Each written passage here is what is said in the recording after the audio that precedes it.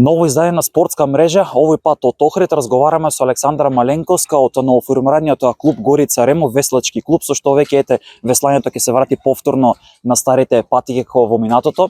Таа е тренер, но и е државен prvак во веслање. Најпрво благодарност до вас за прифатената покана да можемете овде од Охрид, од пристаништето градско, да разговараме за веслањето како спорт. Најпрво идејата за да се врати, односно да се формира тој клуб, како дојде до таа идеја и од каде ете желбата и како започнавте со тој цел проект да се врати веслањето, односно се формира тој клуб.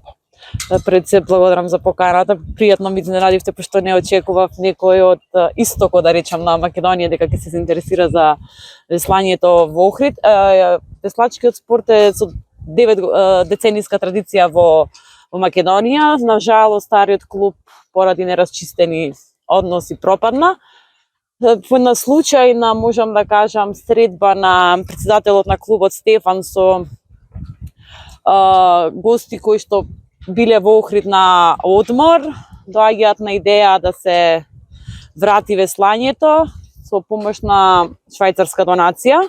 Тоа е формиран пред 2 години, чинам. И сега нормално беше потрагата по тренер, кој да биде. Сите го вперија в прчото во Александра како долгогодишен веслач и државен првак и успешна. Можда е малце нескромно, но резултатите си говорат за тоа. И со радо срце ја прифатив поканата, бидејќи Охрид заслужува да се врати на патеките на водните спортови, не само како веслањето, тука ги имаме једрењето, кајакот, пливањето. И се надевам дека успешно ќе го трасираме патот од минатите успеси, сега ќе одиме и ќе целиме на уште поголеми успеси. Претпоставам дека интересот е голем за веслањето со оглед на фактот дека нели Охрид има езеро, тука децата нели сите знаат да пливат, да кажеме, меѓутоа каков интересот сега веќе од кога формирате вие клубот и која е она оптимална, да речем, најмала граница, да речем, кај што би можеле деца да се запишат 5-10 години и што се некои од општи услови, претпоставам, нели пливање ќе треба да знаат децата за да може нели да започнат со тренирање на овој спорт. Интересот е доста голем, пред се затоа што со оглед на, ајде пак се вратиме стагнацијата која што имаше веслањето, а сега и со дигиталната ера и со социјалните мрежи е све подостапно и луѓето се интересираат, ги прашуваат што е тоа, бидејќи младите не знаат поради тој вакуум период што се створи и има доста заинтересирани деца, а има исто така и возрастни кои што сакаат да пробаат и тоа ќе биде на новост во нашиот клуб, да му дадеме исто шанса и на постарите генерации рекреативно да се занимаваат со овој спорт. Оптималната возраст е од 10 години нагоре, така се препорачува. Може и до 14, 15, 16, значи јуниори и сениори, значи тоа е значи воопшто нема некој званично лимит. Битна е желбата и волјата за да се научи овој спорт, бидејќи е макотрпен процес, долг тренажен процес, од учење на техника, од теоретска, од запознавање со условите, со ветрот, временските услови. Она што е најбитно е децата да знаат да пливаат и да не се плашат од вода и секако да имаат желба за работа. Што се оние деца кои не знаат да пливат? Во нашиот клуб, значи покрај јас како тренер, со нас е и Валентина Караѓуле, долгогодишен спортски работник и професор по физичка култура, која што ќе ги учи децата да пливат. Значи тука нема да ги враќаме децата ако не знаат да пливат, него ќе имаме и часови по пливање кои што ќе бидат во склоп на нашиот клуб. Значи секако што има желба е добро дојден во клубот. Точно.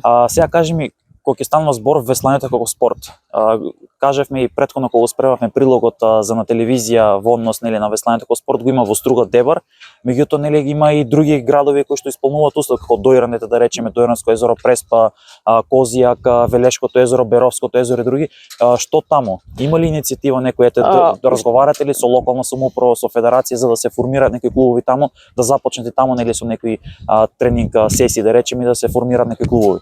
Тоа беше уште од минатото зародиш, некаде каде стагнира тоа не знам, но тоа ќе го иницираме во најбрзо можен рок, значи во следниот период да се пред се да му се доближи, да се разговара точно со локалните самоуправи во градовите каде што има услови, како што ги спомнавте, на пример Дојран, бидејќи стварно идеално, на пример Дојран и за припреми, за спремање и се надевам дека барем уште 3 до 4 клуба ќе успееме да да формираме, не мора да работат преку целата година, но ете на пример во летниот период од тие 3-4 месеци колку што дозволуваат условите, мислам дека може да се почне со школи или ние како клуб би го инициирале тоа со цел да му доближиме дека во Македонија има и водни спортови, затоа што децата се на пример преокупирани со фудбал, кошарка и ракомет кога ќе се спомне спорт и греото е на пример овие долгогодишни спортови кои што се негуваат во Охрид да ги пренесеме во другите градови, не мора да биде тоа само веслање, може да биде и јадрењето на пример кој што исто така има долга традиција во Охрид,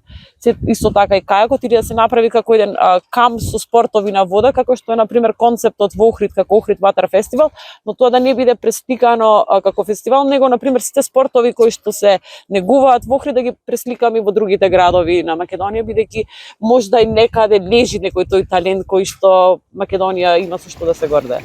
Клубот моментално располага околу 15 деца кои што се континуирано тука.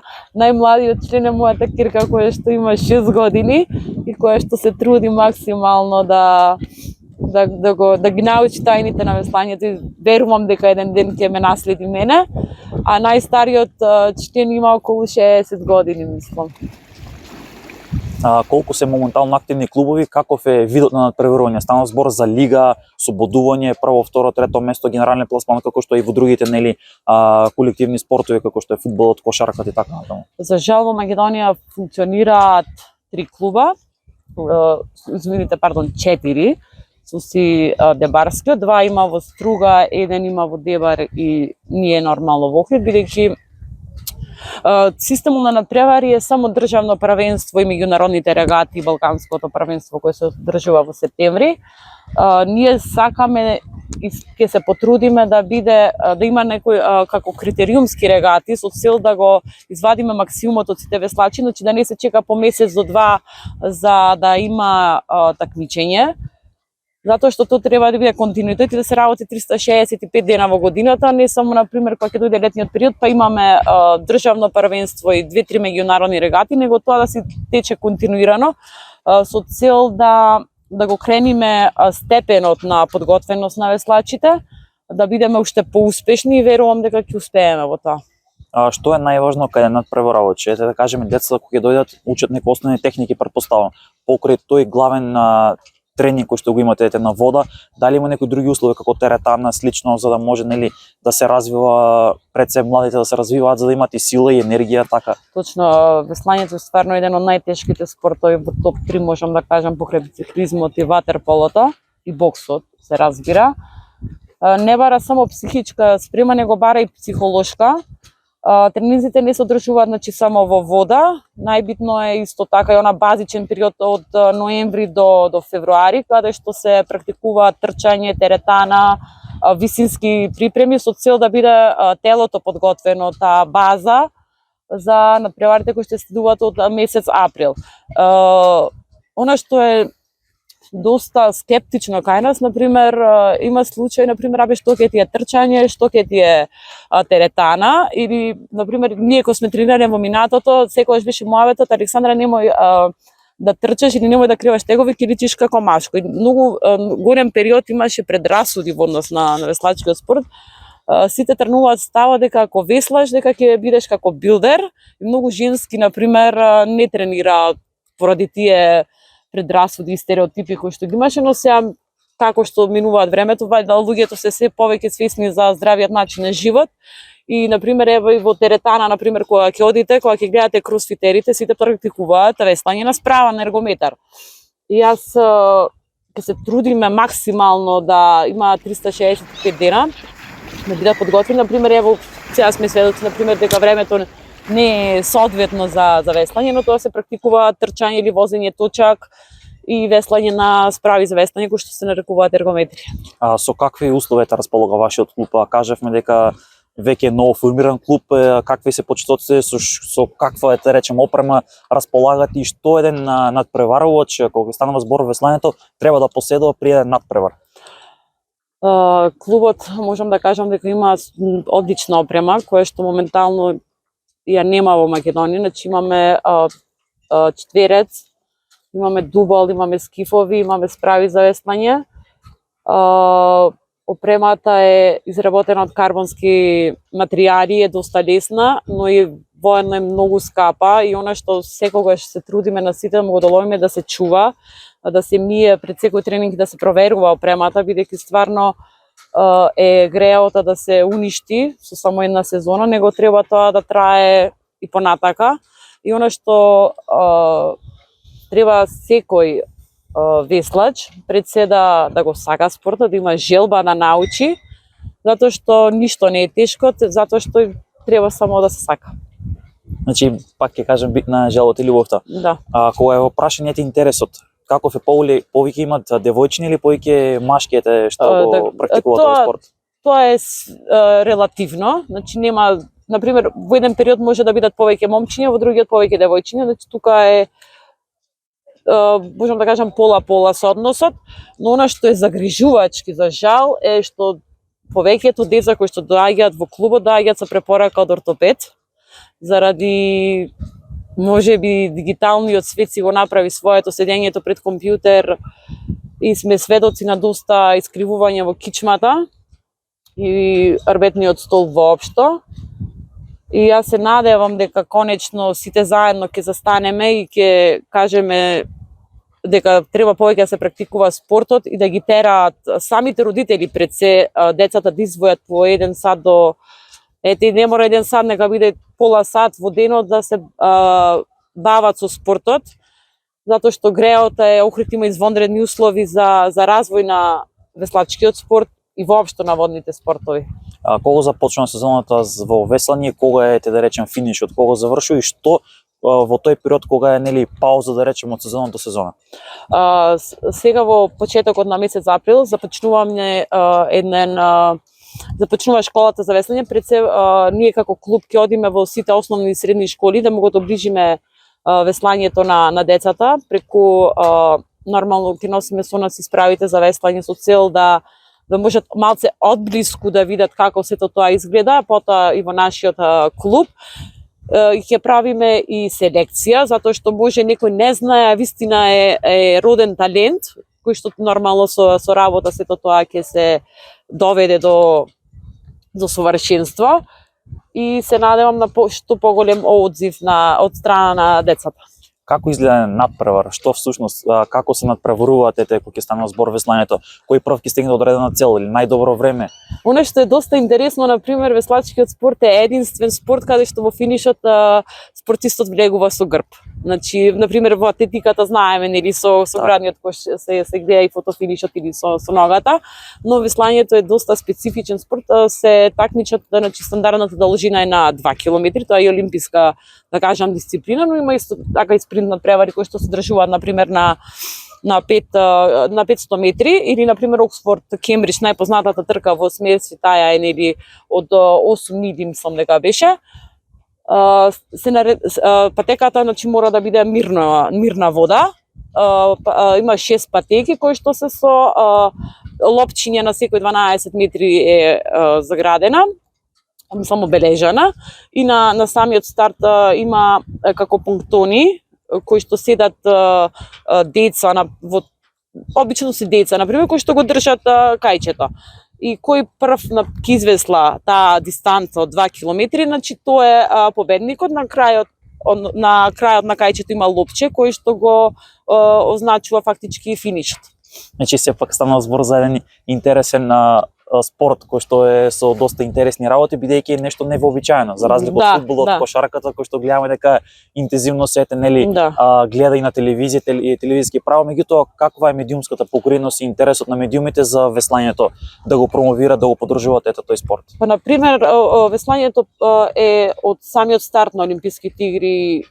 Значи, од кога почнале во Атина, само со што за жал на тие Олимписки игри веслањето не се одржало заради временски неприлики, но во континуитет се одржува веќе скоро 2 века како му доаѓа.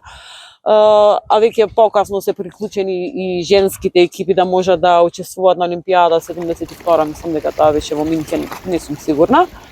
И веќе и на светски првенства, све да биде таа рамноправно што сега нели сите се борат да биде изедначен бројот на мажи и на жени во спортовите. Медиумски, на пример, ако зборуваме за светски, за Олимпијада, мислам дека доволно е покриено тоа све.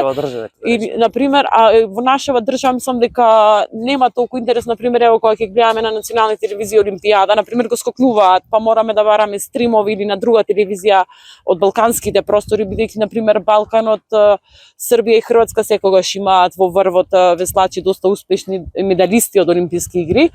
Во Македонија мислам дека тоа не е толку застапено. Еве на пример Оксфорд Кембридж е најпознатата трка во осмерци која што трае скоро 2 века.